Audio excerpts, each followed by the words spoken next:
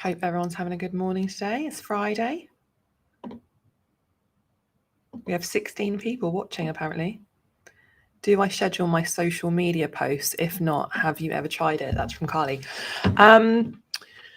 No, I don't schedule any of my social media posts. Well, that's a little bit of a lie because I scheduled this, if you can call this a post. But no, I don't really. I think like a year or two ago, I looked into it. I don't really understand the scheduling, and I find that that's a bit too stressful for me. All of my posts literally are written and posted at the moment they appear. So if you see anything that I've put on LinkedIn or Instagram or any of my social platforms, other than obviously the videos which we film and edit and then upload, everything else is off the cuff. I don't think that that's necessarily the best way. That's just worked for me. Because I am a bit of an accidental marketing person, I wouldn't say I'm particularly creative. So I think it works better for me because if something pops in my head, I post it there and then. And that's always worked really, really well because it is genuinely, I mean, sometimes I regret it, I'm not going to lie. Sometimes I post things and I'm like, oh, didn't realize that was going to go that way. But, that's just the way I do it. If I wake up in the morning, something funny happens, I post it. And that for me is it's more of a casual approach and less pressure on me, I think, to post at certain times or certain days or whatever. So yeah, hopefully that's answered your question, Carly. And thank you. Jamal, I need to put my glasses on. How did you achieve your success? Well, that's quite a general question. I think the main reason, if you think I've achieved success, I guess that's all relative to the individual. I would say I have been successful in some areas, but there's still lots of areas that I would like to be successful in, YouTube being one of them. I think the main reason is I don't give up. Like, failure is just not an option for me. So whatever it is that I'm trying to do, I will give it 110%. And so many things have gone wrong since I started my business. I post about it on LinkedIn sometimes, but you just have to keep going and you have to learn every single time something goes wrong. I just want to know how I can stop that ever happening again. So, being determined and tenacious and all of those things, I think, would be why my business has grown and why I've done well, and the focus massively on marketing. Marketing above everything else. If marketing is not your number one focus, then I would say it's unlikely you're going to achieve rapid growth in your business. That's what I think. Thank you, Jamal. Right. Rachel, how do you manage a remote team? How often and how do you check in on them? Really good question, Rachel. Thank you. So I think it's really, really important that communication is a focus when you have people working from home. So my team were working from home anyway from time to time or whenever they wanted to, because they work under a results-only working environment, which means they can work where they want, when they want, as long as the work gets done. So it wasn't such a change for them to go office-based and all of a sudden to go home. I can imagine if your staff have had to do that, that's a bigger change. And certainly in the first lockdown, that happened to us. We use Teams to communicate, Microsoft Teams. That works really, really well. So the team are constantly on Teams all day, talking to each other, asking questions to each other in the message chat facility, and also video calls on Teams. So I think just communication, you just have to talk to each other, like act almost like you are still in the office. I know some people keep Teams open and they keep a video Teams call open in case they want to talk or ask each other anything. So definitely just keep that communication going. How do I check in on them? Well, the client managers really do that. It's not so much me that does that. And the client managers have their own pods. So they are responsible for looking after their pods and making sure that they're happy. And if they're not, obviously, then that's an issue that would come back to the client managers to deal with. So they have regular catch-ups. They have weekly catch-ups where they go through everything. And then, like I say, they're on Teams all day talking as well. So hopefully that's answered your question, Rachel. It's hard, I think, managing a remote team, but you need to just talk to your team and ask them for ideas.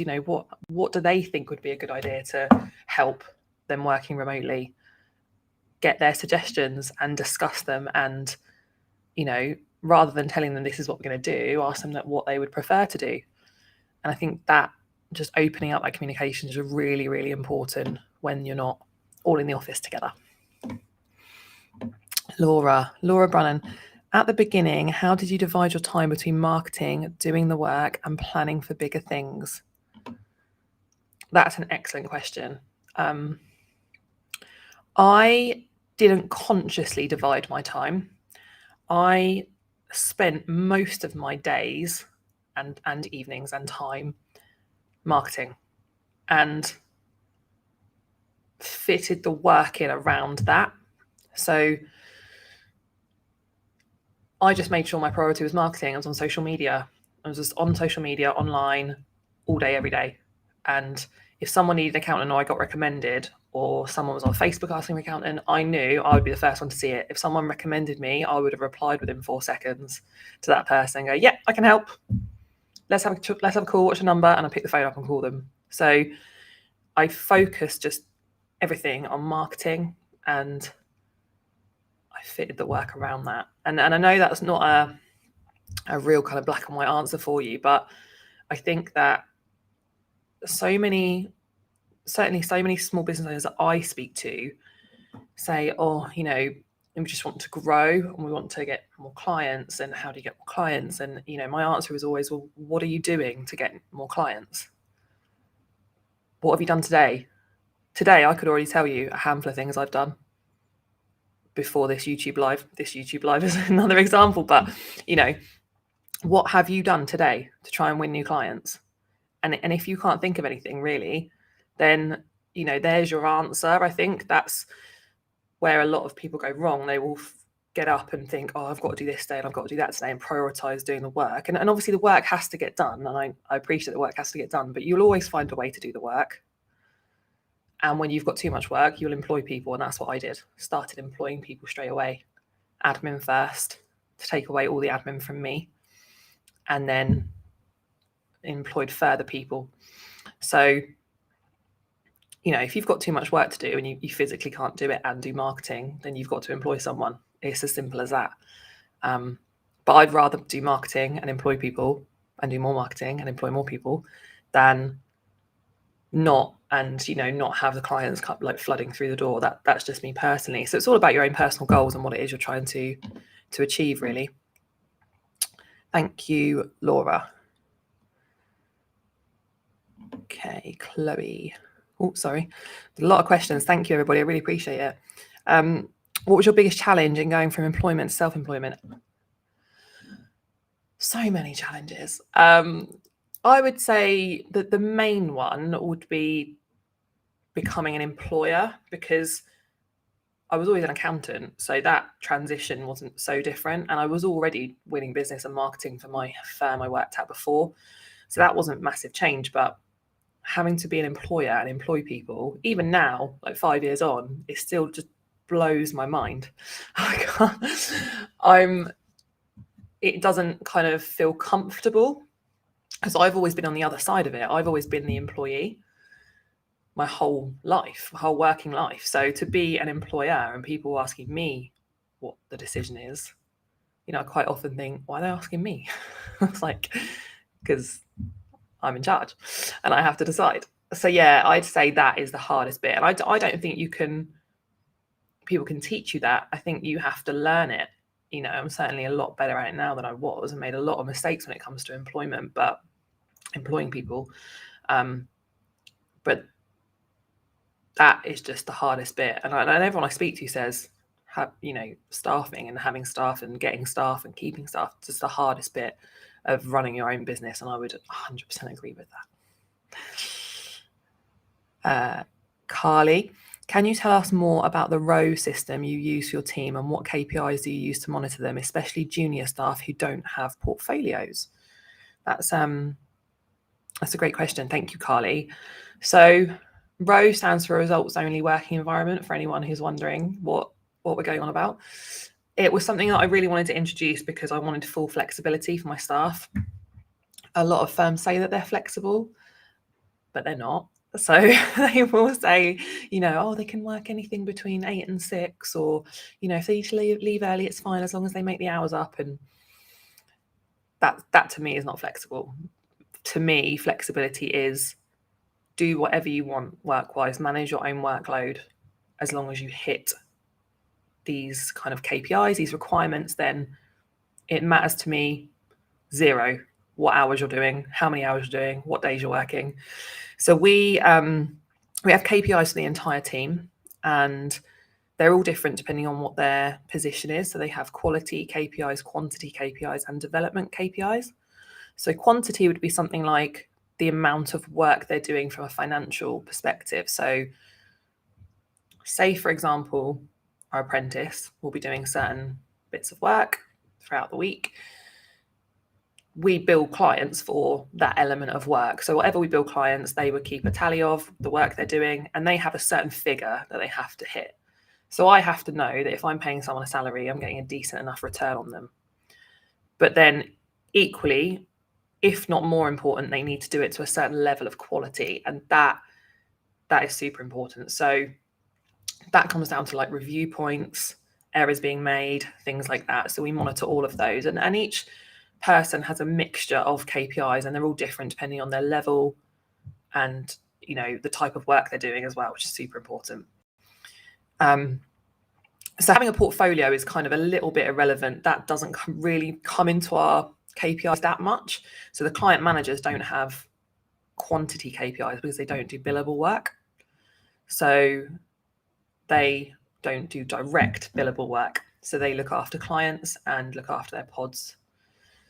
So they will have different types of KPIs. They will have ones like touch points with their clients. If any errors are found in jobs that they've reviewed that have gone out the door, there's a zero tolerance of errors once it's left the building. So if anything is found to be wrong, say a set of accounts have a mistake in them, or a tax return has a mistake in it, it doesn't matter who's done that work. That would be against the client manager that's done the review. I hope that makes sense. They're very, very involved, and it took us a year to even get to a stage where I could have KPIs to even start them. And we started the KPIs way before we started Row. So they're not automatically hand in hand. I would have KPIs even if I wasn't operating a Row working environment. I would still have KPIs. So the KPIs are basically, this is what I expect from you as a member of staff. Sorry, noisy person outside. This is what I expect from you as a member of staff, and this is what you get your salary for, basically. If you can do these requirements, then you stay employed. And that's literally it in a nutshell. And I hope that makes sense. Kind of need like a whole day to explain Row, I think, and KPIs. Okay, where are we at? These questions. How do you cope with 600 clients? So we don't have about 600 clients now. I think we maybe have about 500. We definitely had 600 at one point, but we streamlined a bit last year. Easily, really, because I don't look after them. So I have a team of people look after them, and the team can deal with a certain level of fees. So it's less about the number of clients and it's more about the fees that they look after in total, because obviously the higher the fee, the more demanding the client, the more work that needs doing. So I know they can do X amount of fees to look after as a pod. And then if I'm taking on more clients after that, then I need a new pod to look after those clients. And that's where I will recruit more people. So yeah, I mean, our client managers wouldn't say it's easy. I'm sure they're watching this. Not easily. It's not easy to look after them, but the number of clients is not so much of an issue. It's more about what you're doing for those specific clients, because you could have 100 clients paying you 50 grand a year in fees. You could have 600 clients paying you £500 a year or something. So we're trying to reduce the number of clients but have higher paying clients, and that's what we've done over the last sort of probably 1 to 2 years, is move in that direction. So we're reducing our client numbers down, but our fees are actually going up, our turnover's going up, and our profits going up as well, which is what we want. Thank you, Paul, for that question, by the way. Rachel, how do you start stepping away from your business? And was there a structure to how you did this, or did you wing it? Rachel knows me so well. I'm always winging it, Rachel, every day. No, there was a structure to it. So I started stepping away when I employed my first qualified accountant client manager at that level. So at the point I was able to hire someone that could do the work that I could do better than I could do it, I started stepping away. So it was a very conscious move. It was, they will come in and their job will be to look after the clients. And then we had more clients and they could look after them. I need another client manager, so I'll employ them to look after it.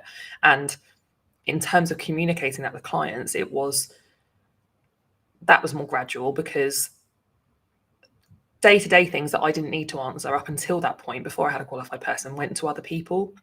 So I was very conscious that, like, I didn't answer the phone, I didn't answer phone calls. If clients phoned, I got other people to phone them back, those kind of things. So you put all of those things in place and you gradually start moving away.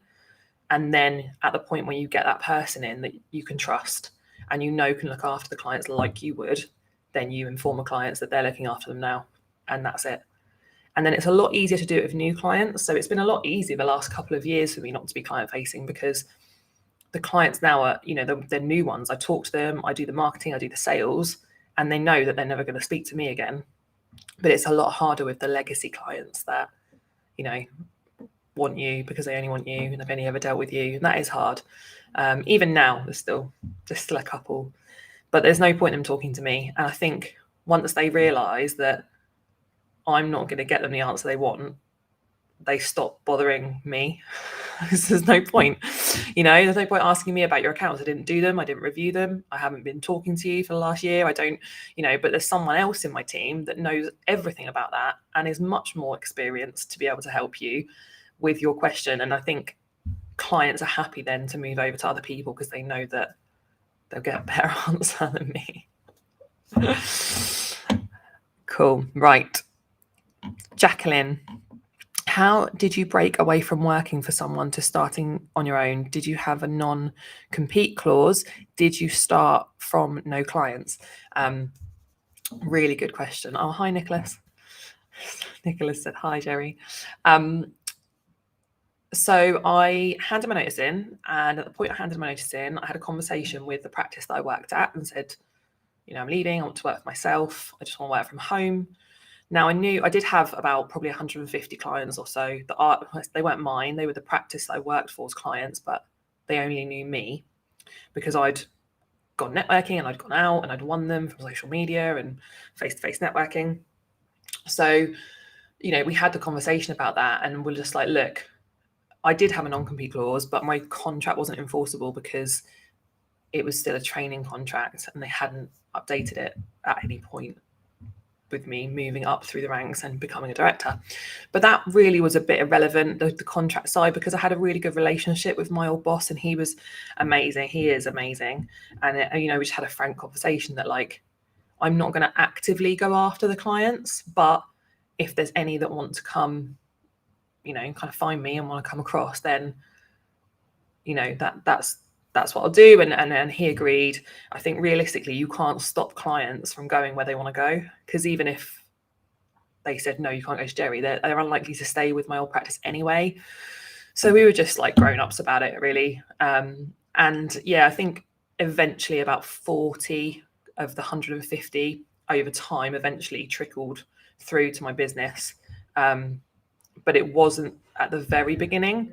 At the very, very beginning, I was taking on brand new clients from social media and things like that, and people knowing that I had started up on my own.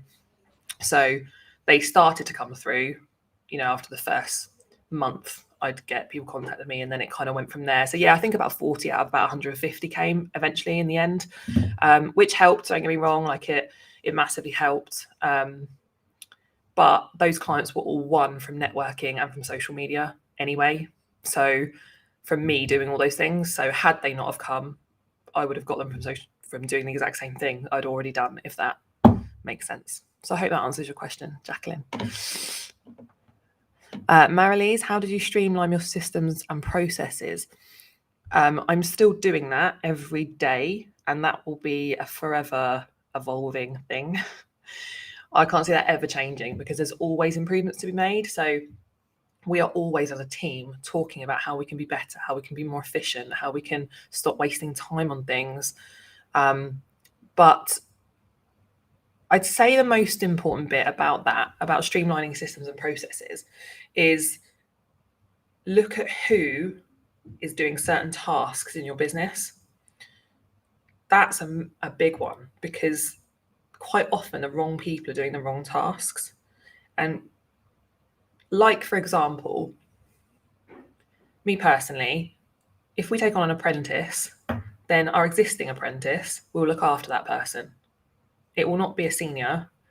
It won't even be a semi-senior. It won't be a semi-senior. It won't be a senior. It won't be a client manager. It won't be anybody whose time is more expensive. It will be someone who's already doing that job, who is the most cost-effective way of my company training our new apprentice.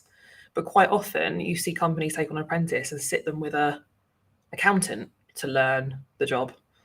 And personally, I don't think that's the right method. And that's just an example, but there's millions of examples. But, it's all about looking at who's doing what. And then when you take a task that your company does and break it down, look at who's doing what bit. So another example, I think examples are good. Otherwise, you can't always relate to what I'm saying.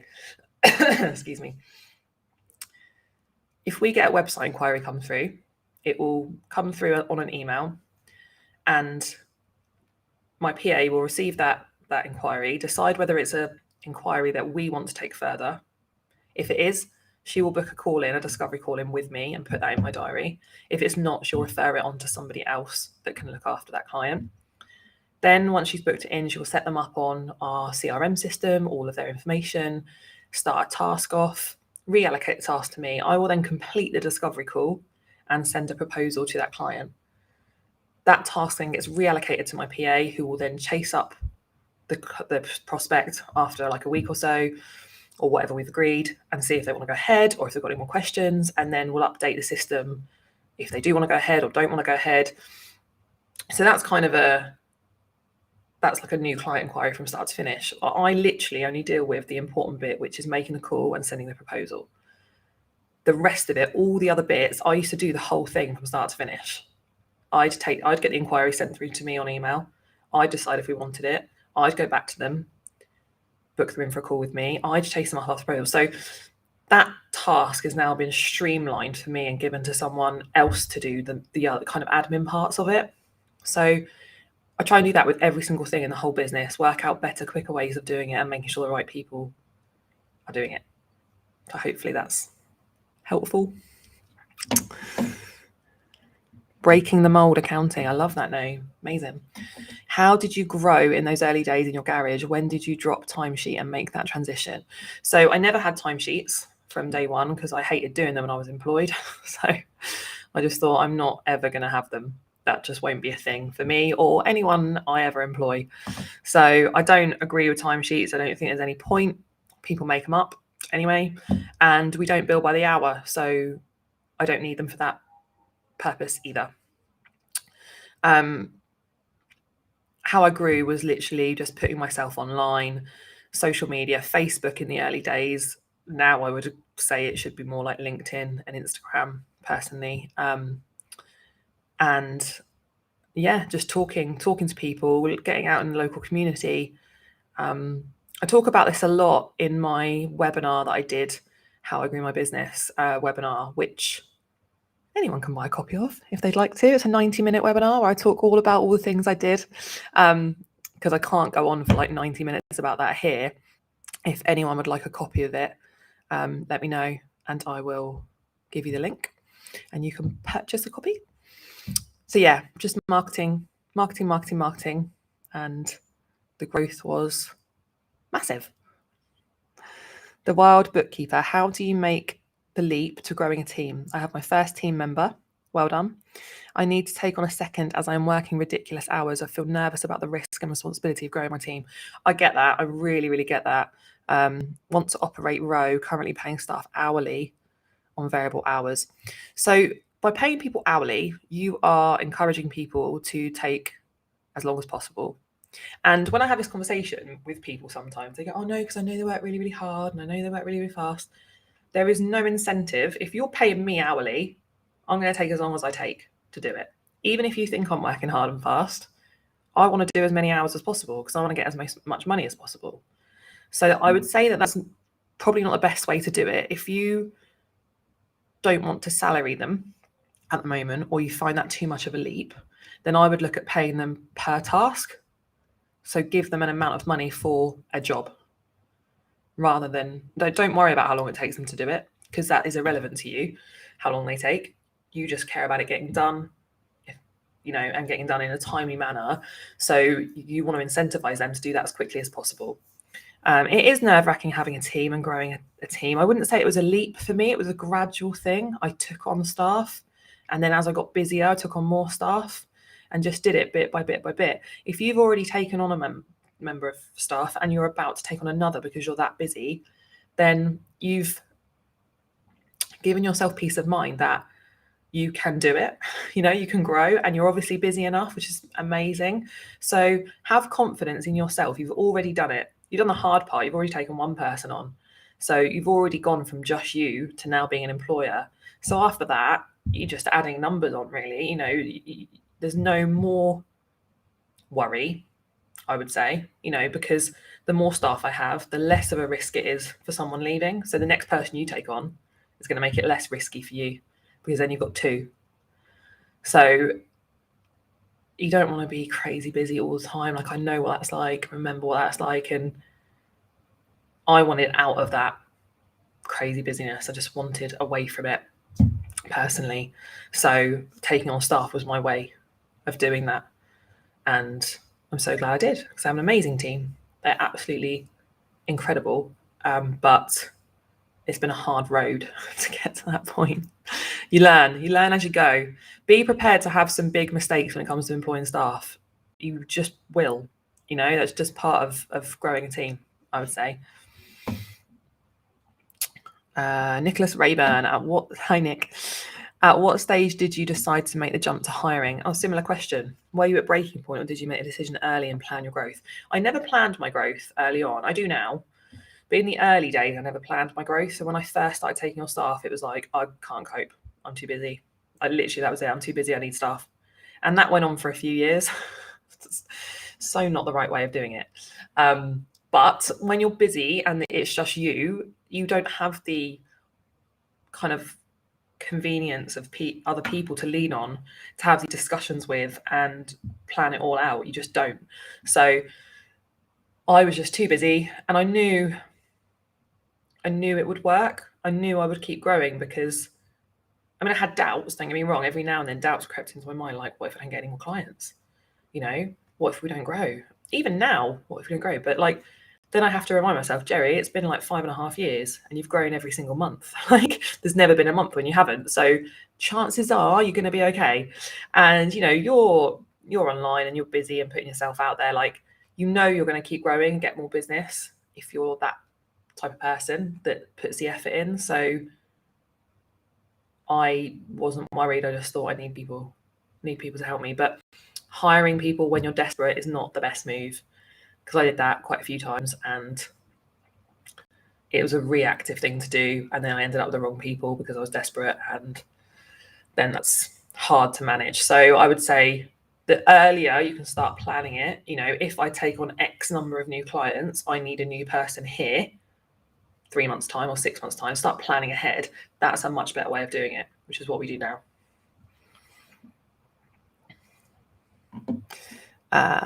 Thank you everyone for joining, by the way. I'm really grateful. Sorry, I've lost where I was. Oh God, there's so many messages. It's amazing. Okay, so I answered Next one. Sounds relatable. People need to know you exist before they're going to buy anything off you. Yes, absolutely. Right. Hardy, how you get clients on board and how you, I think you mean teach them in the first place. How do I get clients on board? Mainly social media and our website. Just online marketing, Hardy, and doing it relentlessly and consistently, day in, day out, I would say, is the absolute best way to do that. Eat, sleep, excel, repeat. That is amazing. I love that. Hi, Jeri. If you had to start your practice again from scratch, what activity would you focus on to bring in those first new clients? Exactly what I did. I was on Facebook. I say a lot, don't I? I need to stop that. Sorry. I was on Facebook on day one in my garage. I had about 30 followers. I didn't have a LinkedIn account. And I was like, hi, started a business. I'm an accountant, and literally just every single day for the last 5.5 years, I have done the same, whether it's LinkedIn or Instagram or Facebook, not Facebook anymore because I don't use it, but YouTube now, and invested heavily in our website. I mean, that was a bit later on, so you're talking about from scratch. So I would have done the exact same thing that I did. Now, if I were to do it, it would be LinkedIn, but I would do the exact same if I didn't have a single follower. And it's slow at first, it's really, really slow. But you just have to show up every single day so that you're in people's minds. You're at the forefront of people's minds when they need an accountant.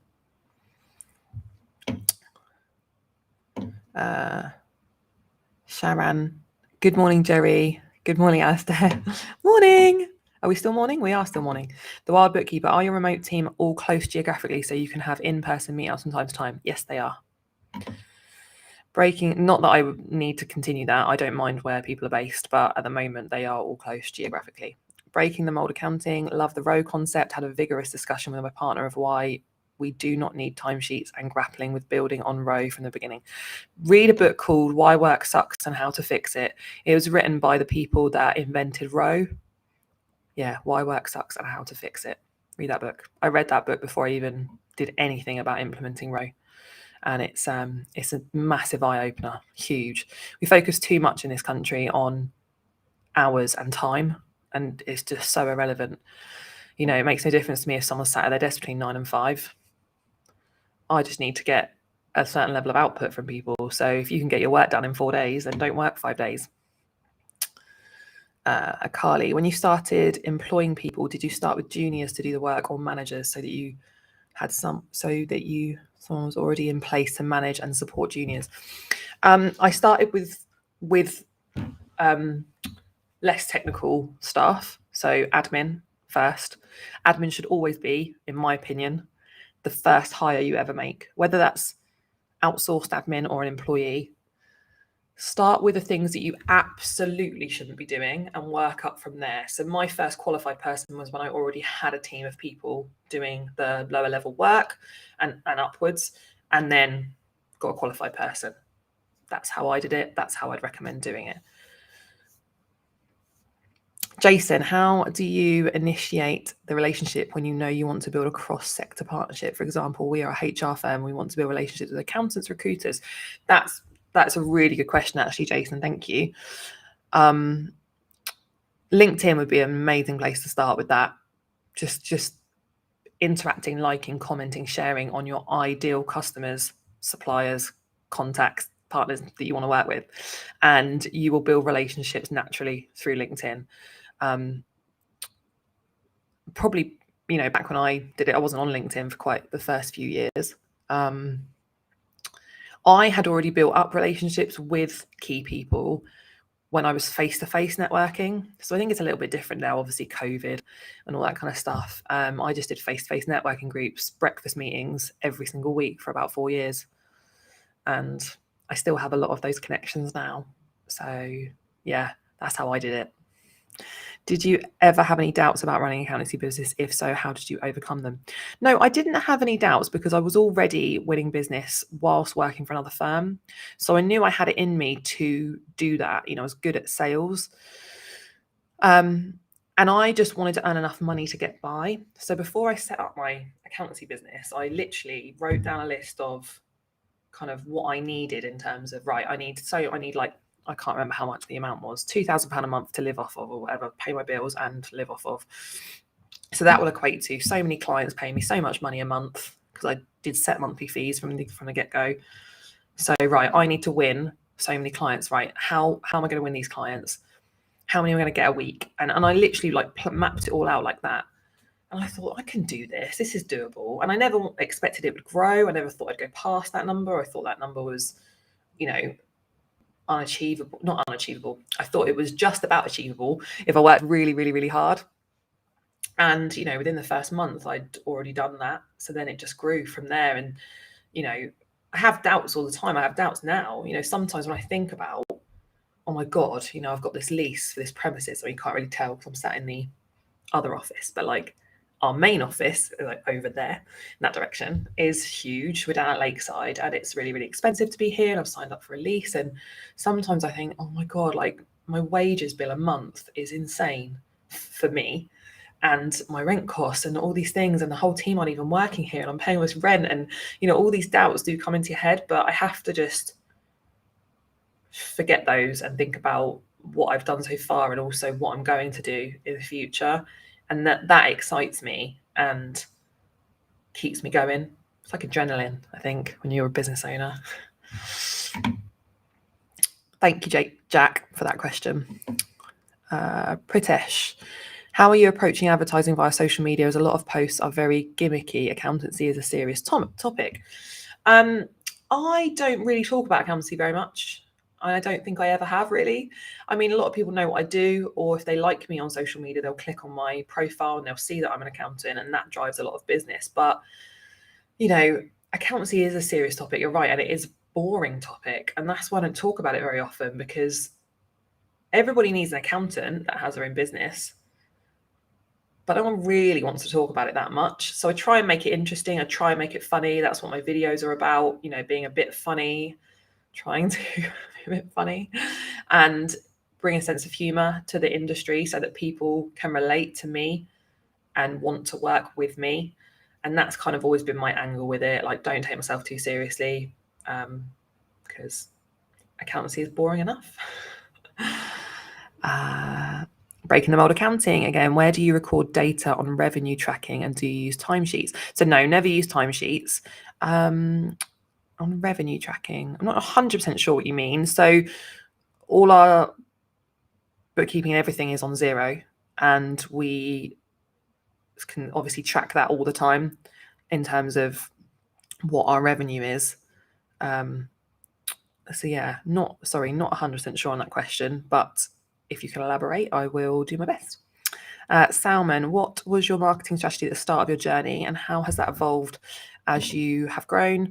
Other than LinkedIn, what other channels have you marketed your business through? So originally Facebook, then moved to LinkedIn a few years ago. LinkedIn, I would say, is the best one for accountants, or anybody in a service-based business should be on LinkedIn and exploiting it every single day.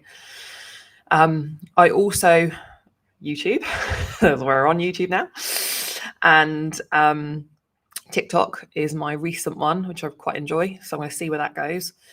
I see, I've had two viral videos on TikTok, so it just kind of explodes a bit. But yeah, YouTube I'm going to focus on, and because I do a lot of video marketing anyway, so it makes sense to do YouTube. Instagram doesn't get me a huge amount of accountancy clients, but does get me coaching clients for other accountants that want me as their coach. So I have used Instagram for that mainly, but I do win accountancy clients through it, maybe like 1 or 2 a month off of Instagram. But it's mainly like a platform I enjoy. I don't use Twitter because I don't really get it. I never have, so I just don't use it really. And yeah, I think that's all of them. Marketing strategy, sorry, let me just clarify. So marketing strategy at the start of my journey was be on social media every single day, multiple times a day. Carly, as the business runs without you, who is checking errors missed by the client managers for your KPI purposes? So any errors that are identified, they would be identified by either the client managers, who would mark it themselves on the KPI, but mainly it would be a client saying, my accounts are wrong. Or like, for example, we had a spelling mistake in a set of accounts. Director's name was spelt, there was like one letter around the wrong way. So the client came back and said, my name's spelt wrong. So then the client manager, that's an error against them, which he was livid about, client manager, because he'd missed it. But that's just an example. So either clients identify them or the client managers themselves identify them. Ronan, how would you recommend starting the journey to become fully digital and paperless? That's a tricky one because I've never had paper. I've always been paperless. So I don't think I'm best placed to answer that, Ronan. Sorry. I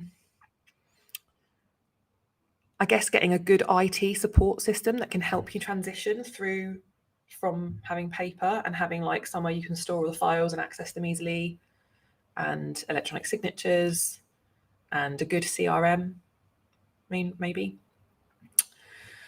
Daniel, if I have a limited marketing budget, would you recommend renting a physical office in a busy market town and conversely spending less on marketing fees? Well, I had a zero marketing budget and I was just on social media all day, every day. And I would still recommend that now. LinkedIn is free. And I would say if you're on LinkedIn enough, that you don't need to spend a penny. You can do all of that yourself. So in terms of renting a physical office, I would only do that if you need to, if you need the space. And I would always opt for somewhere that's outside of town that has parking rather than in town with no parking, just to try and be more visible locally. Because social media and websites and being online gives you reach through the whole country and the world. So a lot of our clients, most of our clients, we've never met. They are not local to us in Portsmouth. They are through the whole country and in other countries. So digital marketing gets me in front of people no matter where the location is.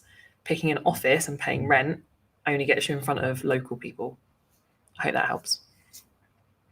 Andrea. Excuse me, Andrea. How many clients do your client managers look after each? It's not a number of clients, it is a turnover of clients. So a certain level of fees. And that depends on their hours and experience and ability. So as we grow and our staff develop, then we will have new client managers coming up through. So they will start with none and gradually be given clients and learn that role over time as well, rather than just hiring someone to come in and take a bunch of clients, if you know what I mean. Eat, sleep, excel, repeat. Can you elaborate on the makeup of your pods? Is that always a fixed number of people that look after a portfolio? So yes, it happens to be a fixed number of people. So apprentice, accounts assistant, or sort of semi-senior, account senior, client manager. But it's more about having enough people at the right level. So less about their job title and more about the type of work they're doing. So you need to have enough people doing the bottom level work and the bookkeeping and the VAT and then the management accounts and then the accounts and then supporting the client managers. So you need to have people that can do all the level of work up to the client manager level within the pod. And I also look at wages to turnover ratio. So I don't really like to go over 50% wages to turnover, but if it's around the 50% mark, I'm happy. That's where I want to be, really. Jamal, my concern is that if we employ client managers, then there is a risk that they could poach clients once they leave employment. As a sole trader, I have a close relationship with clients and I'm worried about handing control to client managers who may take the clients away once they leave. How do you overcome this problem? Yeah, so that's a really valid point, actually. And it does happen. And it other than having a robust contract, employment contract, and a trust in, people to do the right thing, I honestly don't think you can ever stop that. So that's a decision you have to make. You either want to grow or you don't. My client managers could leave, they could walk out today and a load of their clients could follow them. I'd have to get new clients. That's what I do. I'd replace the clients.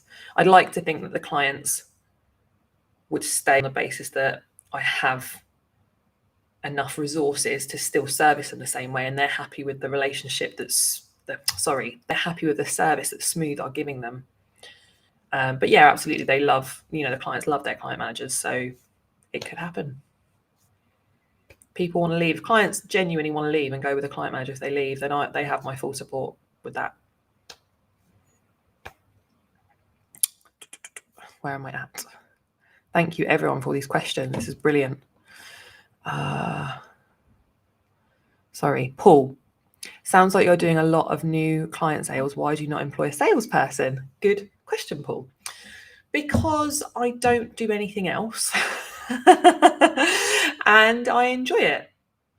I don't do all the sales, so I probably do about 50% of the sales. My client managers do the rest of it. I'm very much people should play to their strengths. So in my team, I have people doing the things they are best at. So one of my client managers is really, really good at training and development. So they look after that for the practice. And the other one's quite good at sales like I am. So they do the other sales to me. So it's all about playing to people's strengths. I don't need to employ a salesperson. So I only employ people or do anything or make any decision if I'm trying to fix a problem. I don't have a problem. I'm good at sales. I enjoy it. And I don't do much else other than marketing. So that is my role. Marketing and sales is my role. Maybe when it gets bigger and bigger and bigger, I might get to a point where I outsource that, but I enjoy it. So I'm good at it. Breaking the Mold Accounting. Hi, Jeri. Thank you. And hello from Alistair at Breaking the Mold Accounting. Hi. If you don't do timesheets, how do you monitor costs? Izzy. Thank you, Izzy. If you don't do timesheets, how do you monitor costs?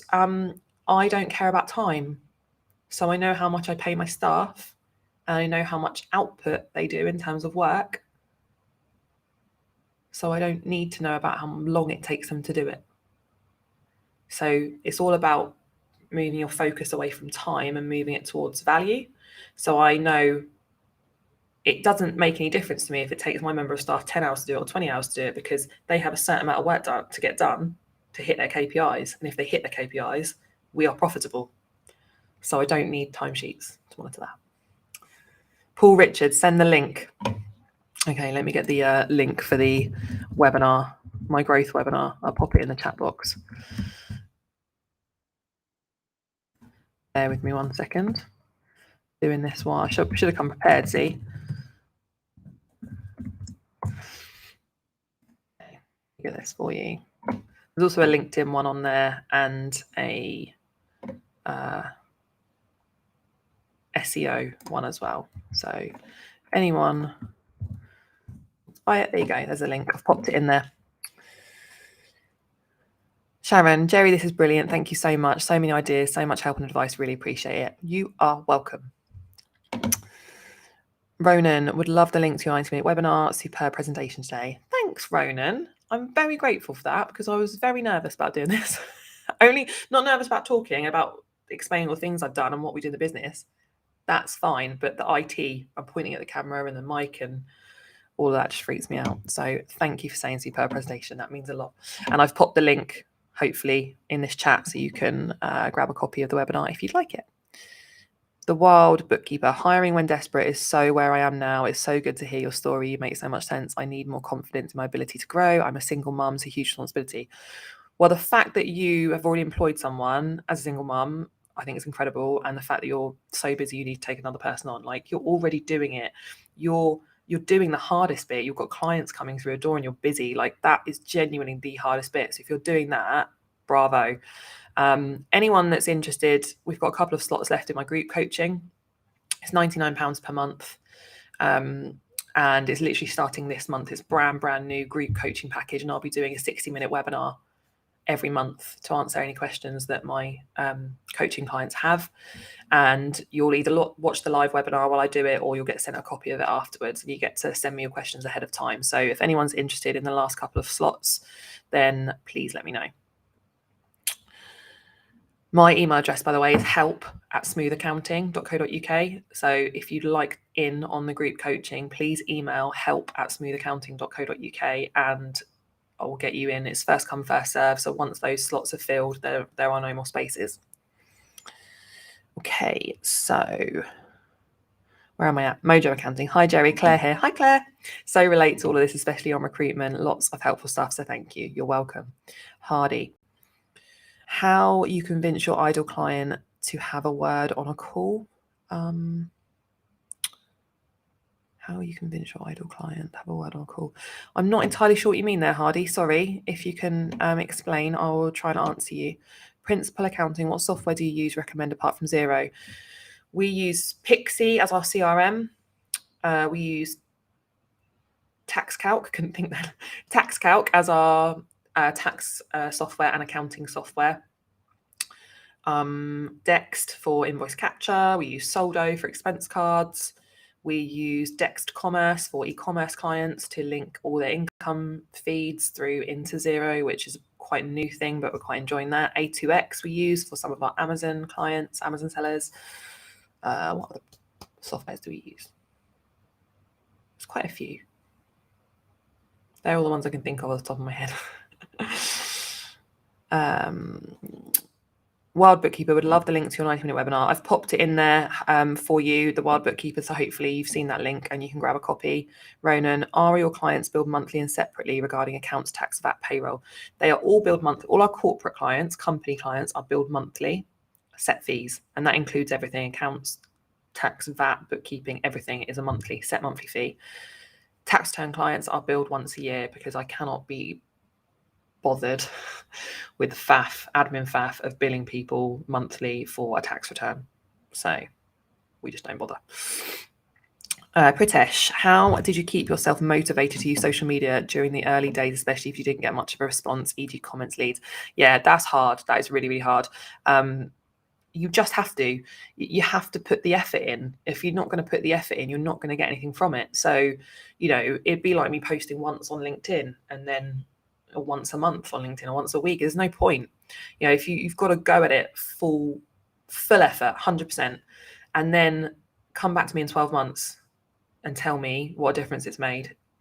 If you have posted and interacted and liked and commented and shared on people's posts every single day for a year, then tell me if you're starting to win business from it and form relationships and get leads. I've never ever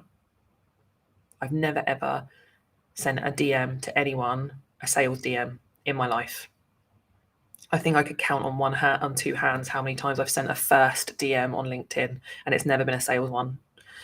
That's just not me. People come into my inbox because of the information I'm putting out there and the content I'm putting out there. And if I can do it, absolutely anyone can do it. I'm an accountant. I'm not a naturally creative person. People think that I am, but I'm genuinely not. Someone said to me the other day, I just can't think what to post. I mean, you've just told me 3 things in this conversation you could have posted. And I told them, you just said this happened. You just said a client said this to you on the phone. You just said that. And she was like, oh yeah. You just have to think outside the box, I think, a little bit. Don't worry about it. Take the pressure off yourself. Just post. Don't worry about it. What's the worst that can happen? Aaron, the QuickBooks chap. Oh, rival. QuickBooks. Oh, I can't believe you just swore on my face on my YouTube live. I'm not joking. Love the content, Jeri. Please set up the Yeti correctly. You need to talk into the front of the Yeti. Sorry to moan, but my OCD can't cope. Plus, you will sound way better. I don't know what a Yeti is. I'm really sorry, Aaron. I'm talking into the camera, which is over there, and the mic is just here to pick up sound better. I think you mean this mic. Talk into it. I need to talk into the front of it correctly. Like this. And I'm trying to look over here because that's where the camera is. But I'm looking here because this is my laptop and I can see the chat. I will get better, Aaron, I promise. This is my first YouTube live, so I'm doing my best. Okay. Breaking the mold accounting. Hi, Jeri. I will try again with my question. How do you measure output for a team member so you know they are making a profit? I hope that explains it better. I don't need to know that individual team members are making a profit. I need to know they're hitting their KPIs, because if they hit their KPIs, then my business is making a profit. Does that make sense? They're not hitting their KPIs, then we've got a problem and we have to address that. And it's either because they need training or support.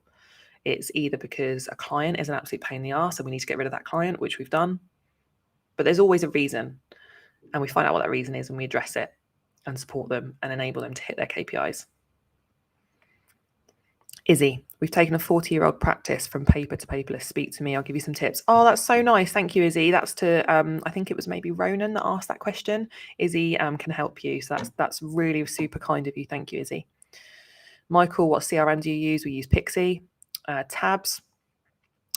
If someone is a chartered accountant, but they are not CTA qualified, which learning course would you recommend to begin the journey to being a self-employed practice accountant? If you're a chartered accountant, then you just you just need a practicing certificate. Sorry, I can get my words out. You just need a practicing certificate to be able to work on your own. You don't need to be CTA qualified. So hopefully that answers you. Sorry, bear with me 1 second. Right.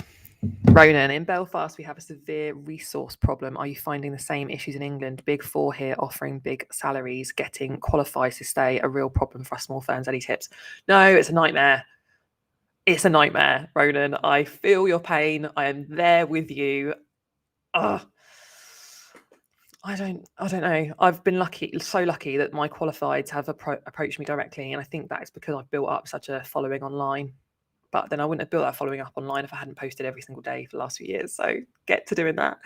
But now, yeah, I need to find someone now, and I'm struggling. So recruitment agents, I guess. But the other way is to grow your own. Sounds awful, doesn't it? Not like they're like tomatoes, but take on apprentices and support them through their studying, which we're also doing now. So we've got 3 apprentices now and another one studying ACA.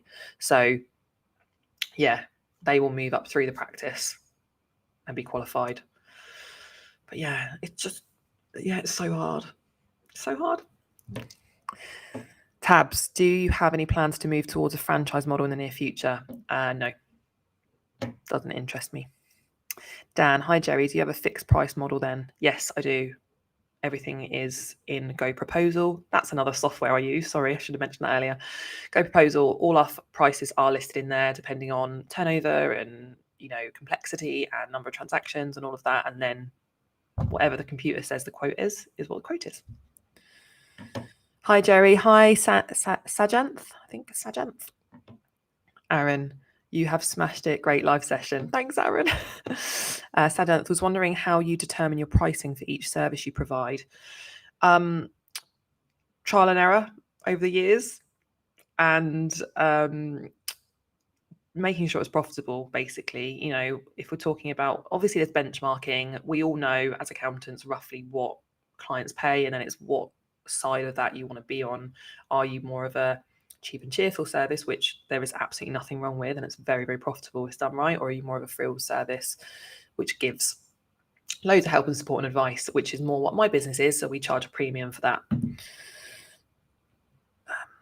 God, where am I at? Jamal, what is your view about outsourcing work to India? My view is that we have never done it so far, but it's certainly something I would consider if I can't recruit in the UK. So I might do it one day. It's been, Toby, it's been so lovely listening to you. Oh, I'm going to cry.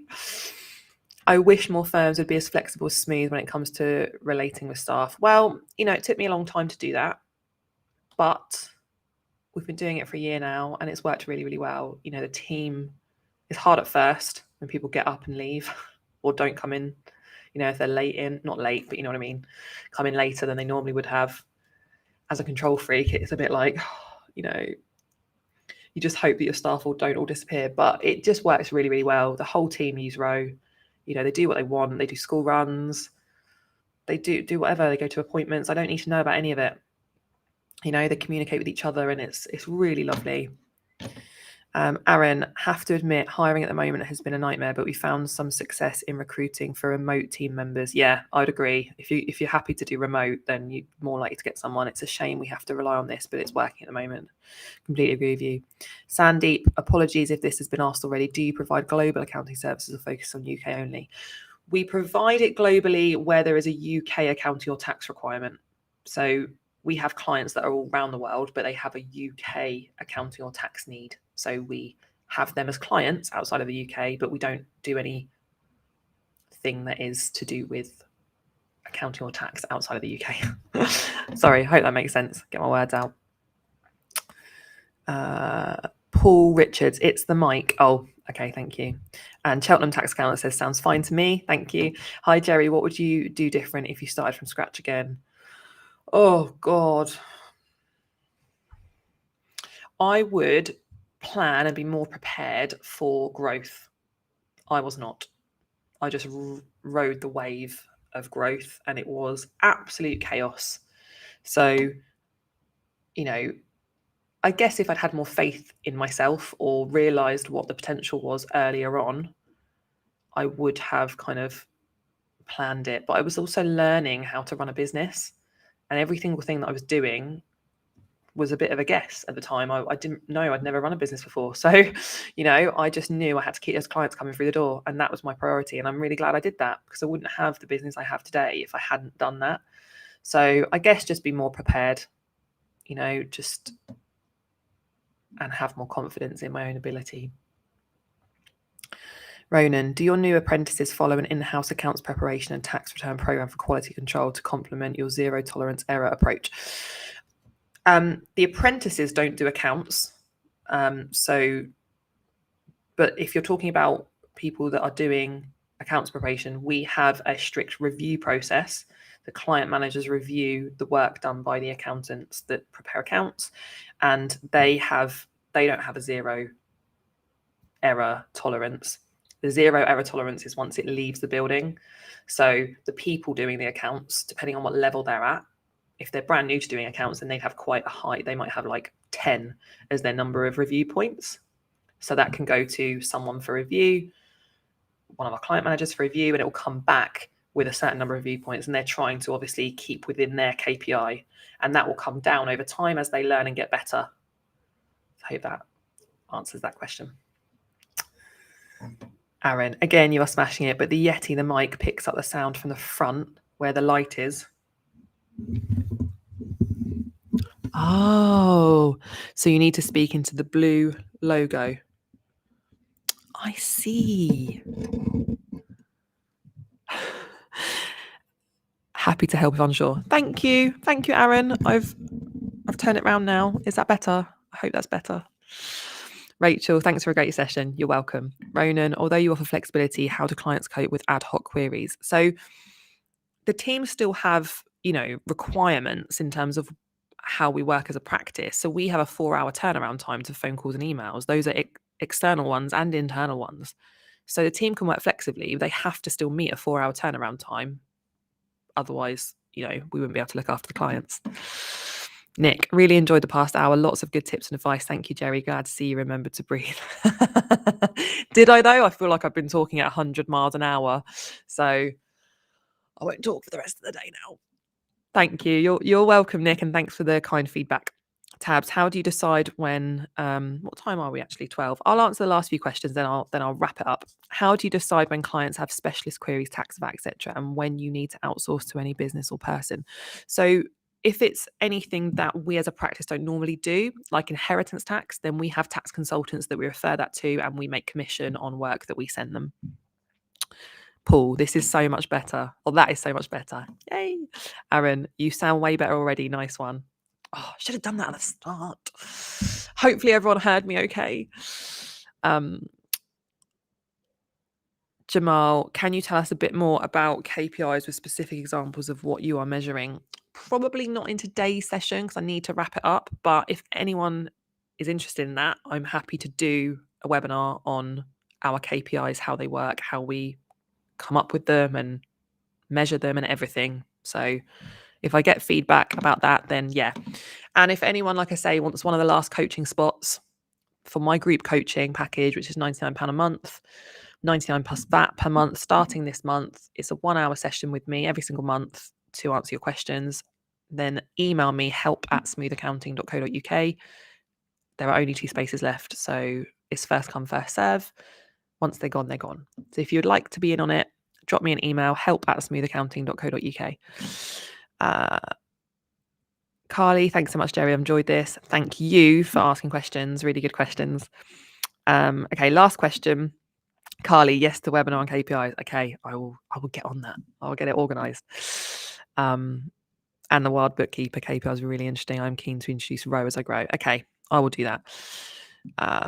Last question then. What role do you have on offer at the moment. Just intrigued, given your superb enthusiasm on this live discussion. We're looking for an account senior at the moment.